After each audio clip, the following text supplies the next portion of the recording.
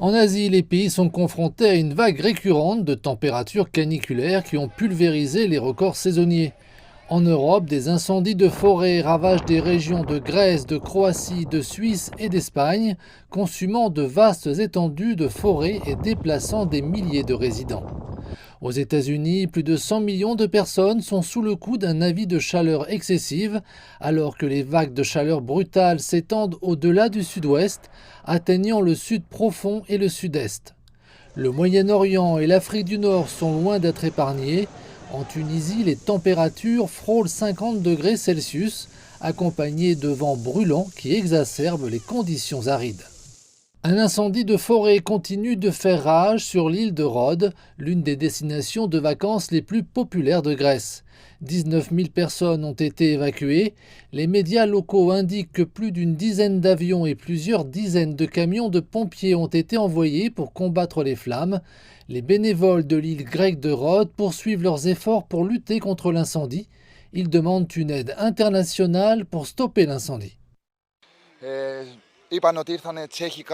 Le feu brûle depuis 6 jours et le ministère de la Protection civile n'a annoncé l'état d'urgence qu'au 5e jour.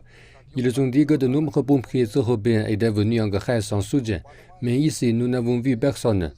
Nous ne voyons que quelques avions toutes les 2 heures et un hélicoptère qui supervise. Il n'y a jamais eu de prévention des incendies.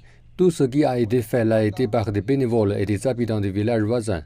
Nous utilisons notre propre matériel, notre temps et notre argent pour créer des zones d'incendie. Nous avons besoin de l'aide de toute l'Europe. Nous avons besoin de solidarité. À l'instar de l'OTAN qui se bat de concert en cas de guerre, nous avons besoin de la même chose pour les incendies de forêt. Beaucoup d'Européens ne savent pas à quel point un incendie peut être dangereux. Ils ne connaissent pas les difficultés liées aux incendies de forêt. En Afghanistan, au moins 31 personnes ont été tuées et plusieurs dizaines d'autres blessées ou portées disparues à la suite des fortes inondations de ces 3 derniers jours. Les autorités ont déclaré que la majorité des victimes se trouvaient dans l'ouest de Kaboul et à Meydan Wardak dans le centre de l'Afghanistan. Cette situation vient s'ajouter à celle d'un Afghanistan déjà surchargé.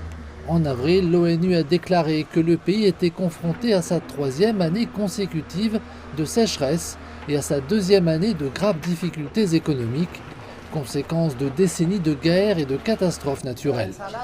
Depuis le début de la mousson fin juin, une centaine de décès sont à déplorer dans tout le pays.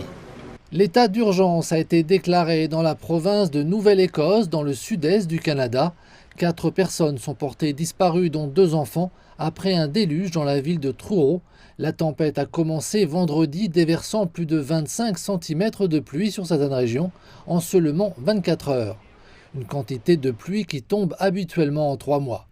Les météorologues affirment qu'il s'agit de la plus grande quantité de pluie tombée sur la capitale provinciale Halifax depuis un ouragan en 1971.